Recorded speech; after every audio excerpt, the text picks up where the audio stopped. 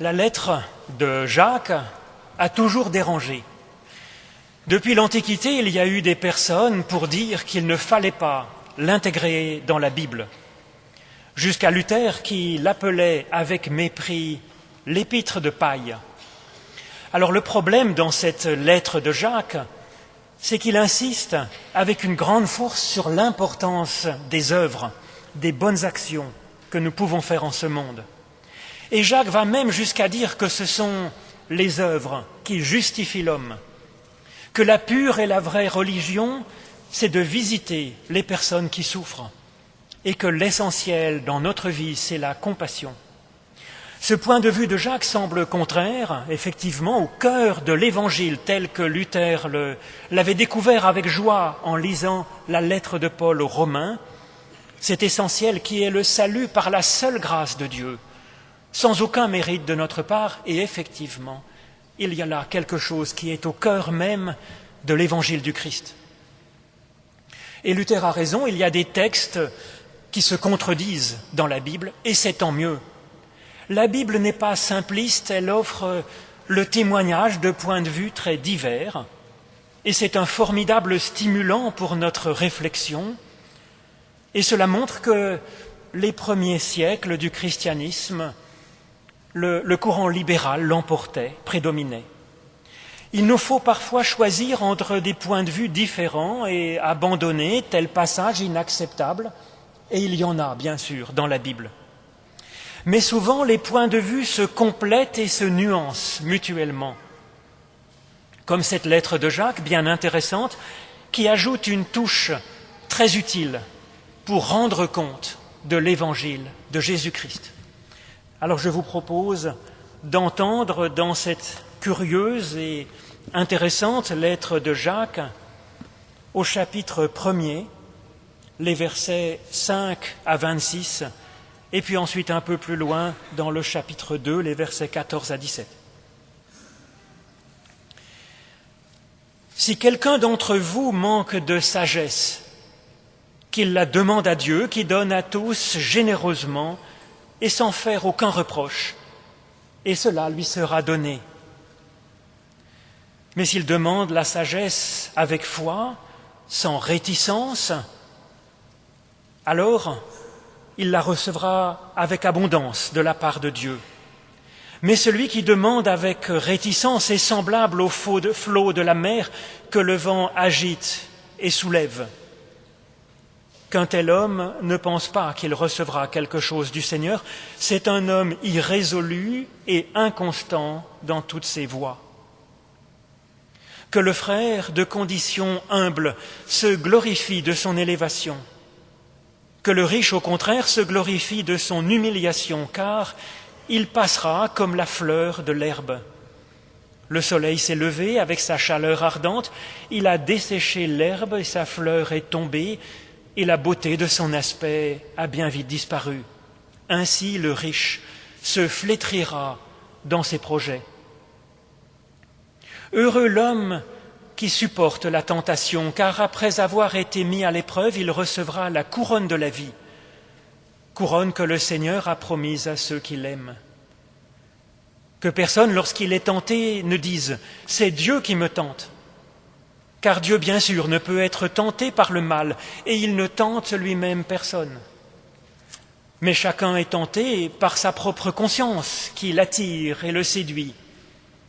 Puis la convoitise, lorsqu'elle a conçu, enfante le péché, et le péché, devenu à son terme, engendre la mort. Ne vous y trompez pas, frères et sœurs bien-aimés. Tout don excellent et tout cadeau parfait viennent d'en haut, du Père des Lumières, chez lequel il n'y a ni changement, ni ombre, ni variation. Il nous a engendrés selon sa volonté par la parole de vérité, afin que nous soyons en quelque sorte les prémices de sa créature. Sachez-le, frères et sœurs bien-aimés, ainsi que tout homme soit prompt à écouter, mais soit lent à parler, lent à la colère, car la colère de l'homme n'accomplit pas la justice de Dieu.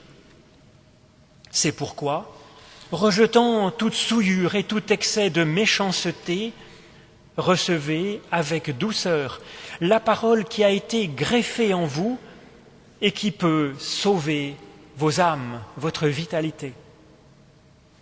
Soyez créateurs de parole, ne l'écoutez pas seulement en vous abusant par de faux raisonnements. Car si quelqu'un est auditeur de la parole sans être créateur, il est semblable à un homme qui regarde comme dans un miroir son visage naturel et qui, aussitôt après s'être regardé, s'en va et oublie comment il est. Mais celui qui a plongé ses regards dans la loi parfaite, dans la loi de liberté, et qui persévère, non pas en l'écoutant pour l'oublier, mais en la pratiquant activement par des œuvres, celui-là sera heureux dans son action même. Si quelqu'un pense être religieux sans tenir sa langue en bride, mais en trompant son cœur, la religion de cet homme est vaine.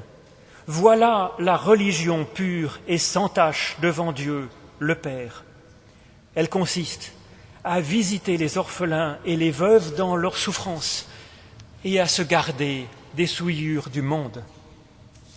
Frères et sœurs, à quoi bon dire que l'on a la foi si l'on n'a pas les œuvres? Cette foi pourra-t-elle sauver? Si un frère ou une sœur sont nus et ils manquent de la nourriture chaque jour, et que l'un d'entre vous leur dise « Allez en paix, chauffez-vous, rassasiez-vous » sans leur donner ce qui est nécessaire au corps, à quoi cela sert-il? Il en est ainsi de la foi. Si elle n'a pas d'œuvre, elle est morte en elle-même. Éternel, ta parole est une lampe à mes pieds, une lumière sur le sentier de toute ma vie.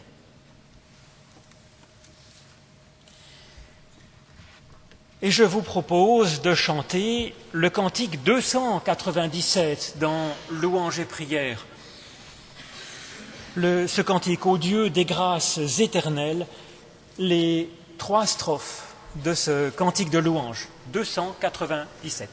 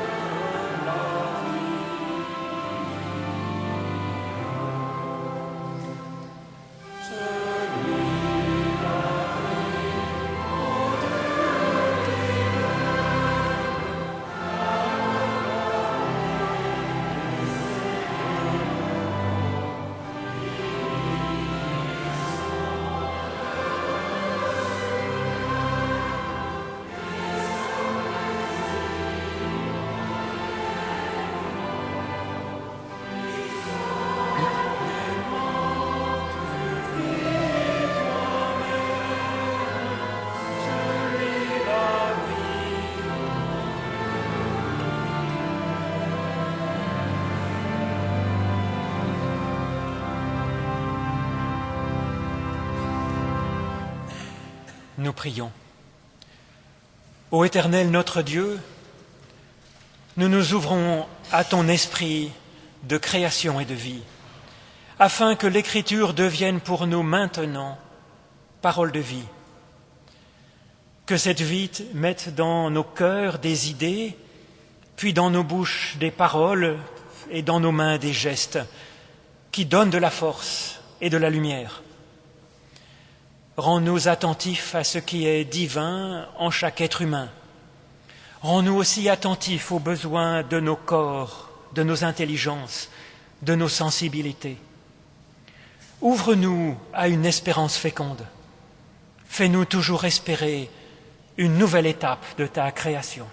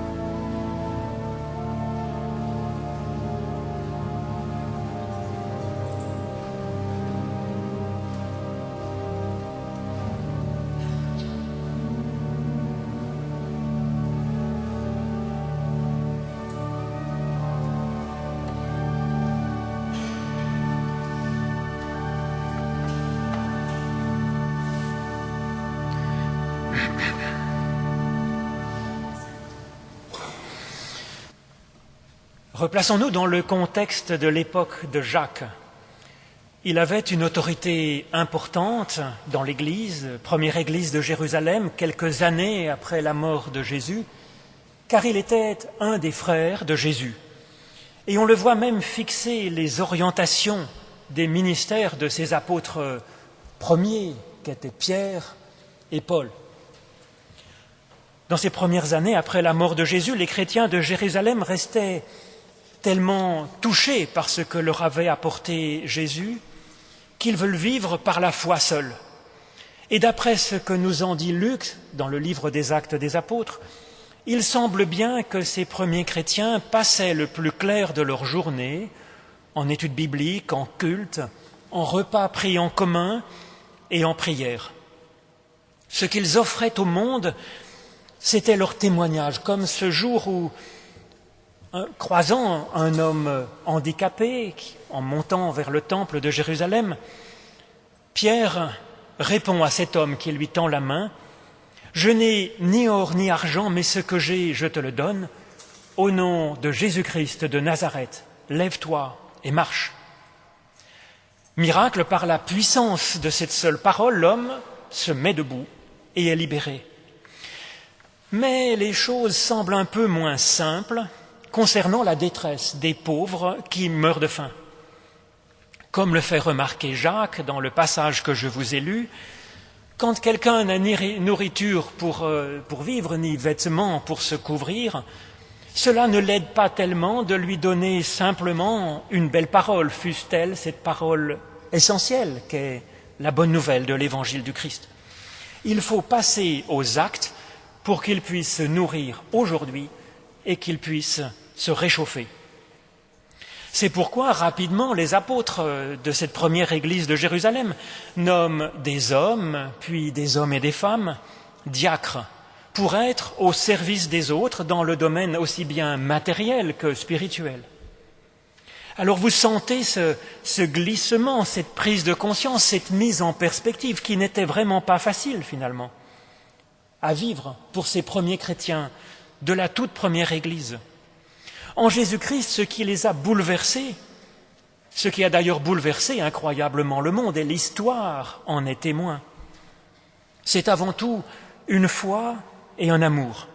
Ce n'est pas tellement le triomphe de la santé et de la force. Et ce qui a tout mis en route, c'est la bonne nouvelle de l'amour gratuit de Dieu. Et c'est cela qu'il leur faut transmettre. C'est cette annonce que quoi que l'on fasse, ou que l'on ne fasse pas d'ailleurs, Dieu nous aimera toujours fidèlement, tranquillement, avec patience.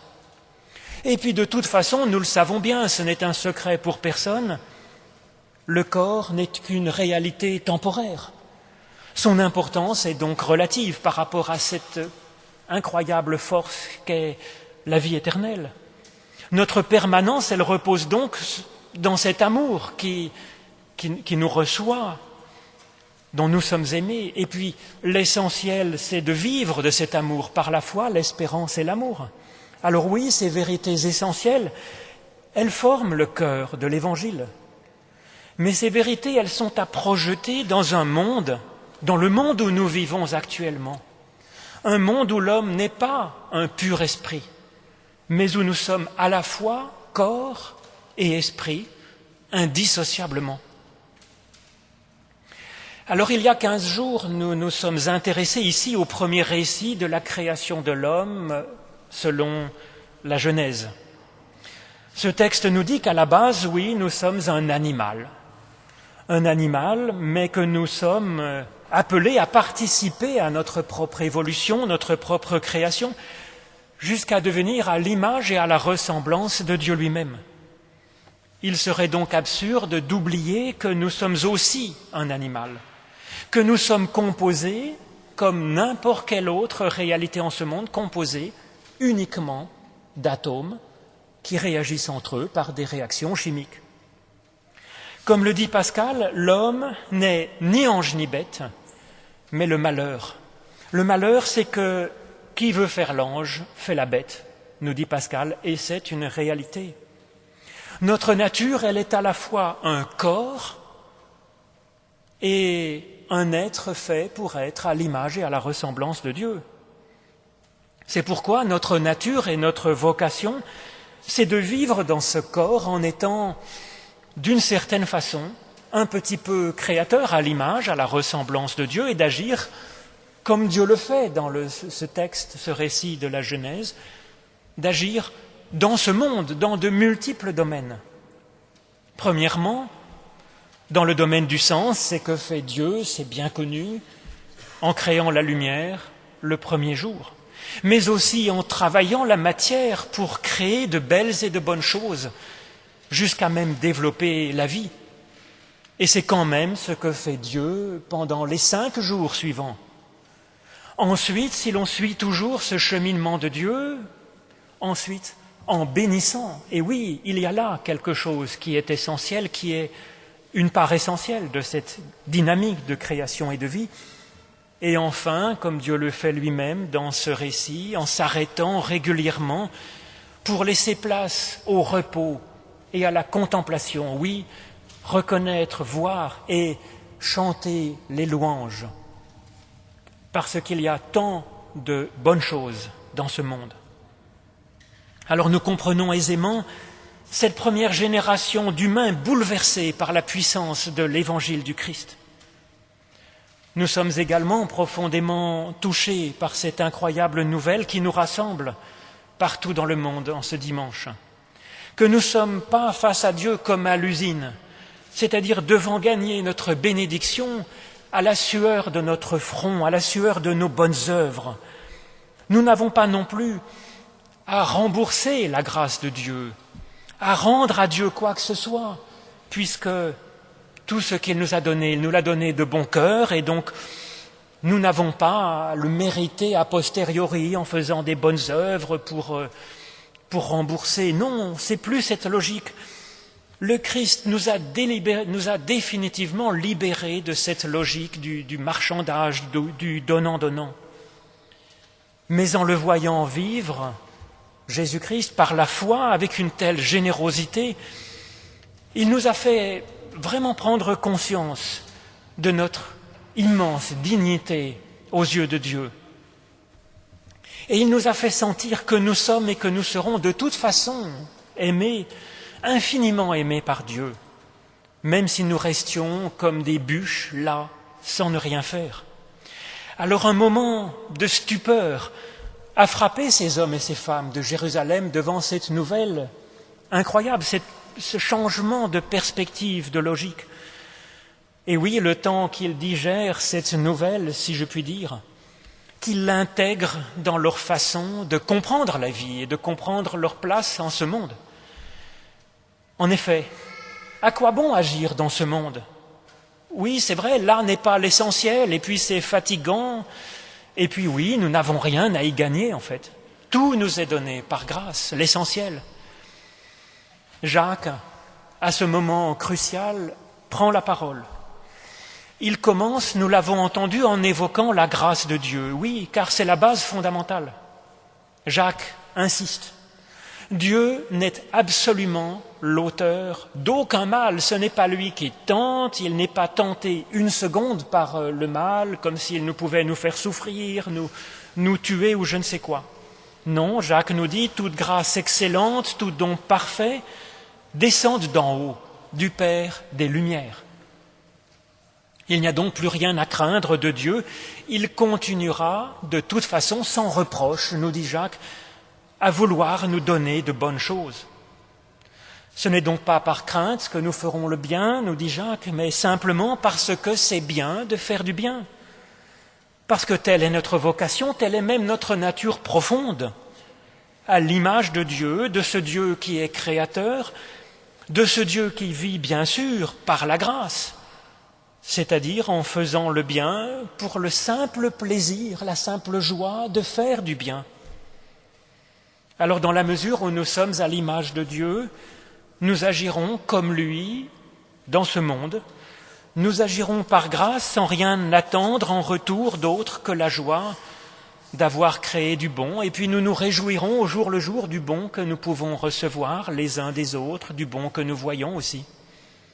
Comme Dieu, nous agirons dans toutes les dimensions de ce monde à la fois pétri de matière et dans lequel l'Esprit de Dieu est présent aussi.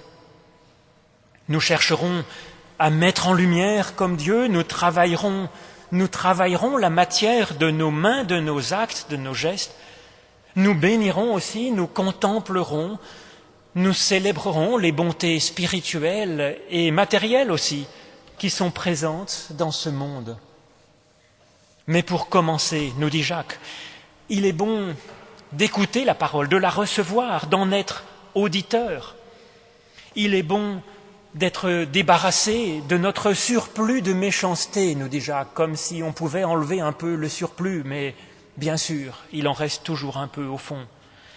Et il est bon de recevoir, nous dit Jacques, en douceur, peu à peu, la parole qui sauve notre âme, c'est-à-dire qui sauve notre vitalité.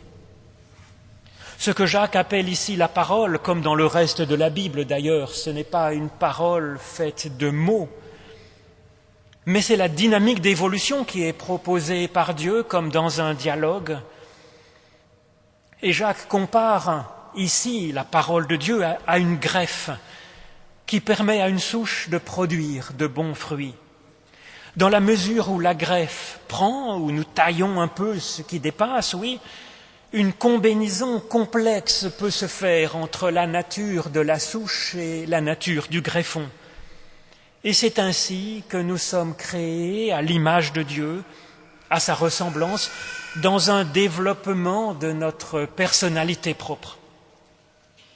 Alors pour savoir où nous en sommes dans ce développement, Jacques nous dit que nous pouvons plonger notre regard dans la loi parfaite, c'est la loi de la liberté, dans l'Évangile. Ce n'est donc pas l'Évangile, un code figé qui nous aiderait à faire le point, mais c'est au contraire quelque chose qui nous permet de nous interroger par la personnalité libre et créatrice de Jésus-Christ. Et en interrogeant ainsi notre existence à la lumière du Christ, nous pouvons voir notre image comme dans un miroir, oui, et voir ainsi que nous sommes en réalité un peu déjà à l'image et à la ressemblance de Dieu, mais aussi encore un peu une plante sauvage, encore ballottée par le chaos comme par des vagues de la mer et ayant ainsi un excès de méchanceté. Et c'est là que la prière, l'étude de la Bible et ce temps de culte que nous avons voulu partager ce matin sont utiles. Nous avons là une chance de mieux nous connaître et d'en tirer les conséquences, comme le propose Jacques dans cette lettre. Face au miroir de la parole, voilà ce que nous pouvons voir. Est-ce que effectivement je suis en train d'avancer, de progresser ? Est-ce que ma créativité et ma bonté grandissent un peu ? Est-ce qu'elles sont plus grandes que hier, que l'année dernière ? Et quelle part de méchanceté existe en moi-même ? Et est-ce qu'elle est plutôt en train de diminuer, d'être un peu moins en excès ? Et quelle part divine, c'est-à-dire quelle part de créativité, quelle part de liberté et de bonté sont réellement présentes, existent en moi, pour le mettre à l'œuvre peut-être, pour la permettre de s'épanouir, de se développer, d'agir. Et donc ce regard de notre image dans le miroir de l'Évangile nous permet de faire un premier bilan. Est-ce qu'il y a bien une mise en pratique effective ? Est-ce que cette parole de Dieu qui nous a été donnée, elle est effectivement active, créatrice en nous ? Est-ce qu'il y a bien une mise en pratique de cette théorie de la création de l'humain que nous avons vue dans la Genèse ? Est-ce que c'est bien cela qui est en train de se développer, de prendre de l'ampleur dans mon être ? Est-ce que, comme le propose la Genèse, Dieu et moi-même, dans une saine collaboration, une respectueuse collaboration de ma personnalité profonde, nous sommes en train de créer un être, enfin, véritablement un peu humain ? Alors bien sûr, comme le dit l'apôtre Paul dans son fameux hymne à l'amour, regardant dans le miroir de l'Évangile, nous voyons tous une image un peu trouble et confuse. Car oui, nous y reconnaissons déjà un peu l'image de Dieu dans ce miroir en nous regardant nous-mêmes. Mais nous ne sommes pas encore tout à fait à l'image et à la ressemblance de Dieu, bien sûr, car il y a encore des tâches. Et nous sommes encore un peu trop petits, nous devons grandir encore, comme le disait James Woody la semaine dernière. Alors pas de panique, nous dit Jacques, c'est normal. Et puis Dieu est amour. Il ne nous en veut pas une seconde, il n'a pas de reproche, nous dit-il, sur nos manques, sur nos défauts, sur notre excès de méchanceté, sur nos tâches, sur notre petitesse. Si quelqu'un d'entre vous manque de sagesse, mais c'est en regardant dans le miroir que l'on peut savoir que l'on manque de sagesse, si quelqu'un d'entre vous ressent un manque de sagesse et qu'il la demande à Dieu, Dieu donne à tous, simplement, sans reproche, et cela lui sera donné en abondance. Nous pouvons ainsi ouvrir plus largement notre être à cette impulsion nouvelle de vie bonne. Nous pouvons alimenter la croissance de ce greffon par de la sève en lui consacrant un peu de temps, un peu d'attention, un peu d'espérance, un peu d'amour. Mais peut-être qu'en réalité, nous dit Jacques, nous ne le demandons que du bout des lèvres, ce surplus de sagesse. Nous le demandons tout en restant dans le compromis ou dans la compromission. Nous restons alors, nous dit Jacques, comme empêtrés dans le chaos, ballottés de gauche et de droite comme un fétu de paille sur les vagues de la mer. Et Dieu n'y peut alors pas grand-chose, si ce n'est, comme dans la Genèse, de planer sur ces eaux chaotiques par son esprit. Le premier bilan que nous pouvons faire dans le miroir de l'Évangile est ainsi de voir dans quelle mesure la parole de Dieu est concrètement à l'œuvre, en pratique, dans notre existence, en nous, au plus profond de nous-mêmes. Et le second bilan que nous pouvons faire devant ce miroir de l'Évangile, c'est de reconnaître notre part divine et de voir si elle est effectivement à l'œuvre d'une manière créatrice en ce monde. Cette part divine, elle est faite par nature pour créer de bonnes choses, créer du sens, de la bénédiction, de la louange et du repos, mais aussi pour mettre en ordre la matière, la vie très concrète en ce monde. Notre vocation, nous dit Jacques, ce n'est pas simplement d'être un récepteur de la parole, ce qui était la première étape, mais c'est d'être nous-mêmes créateurs de paroles et créateurs d'œuvres bonnes.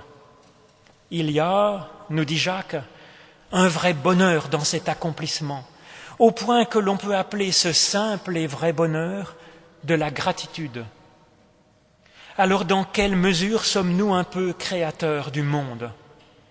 Nous ne sommes pas simplement créateurs de bonnes œuvres, mais selon Jacques, chacun de nous a aussi une vocation d'être créateur de paroles, porteur non pas simplement de l'évangile que nous répéterions, mais d'un témoignage qui renvoie à Dieu comme étant la source de cette auréole que l'on aperçoit quand on regarde en vérité chaque être humain, comme sur les tableaux du Moyen-Âge, ce reflet de la grâce et de la créativité de Dieu lui-même, présente en chaque être humain.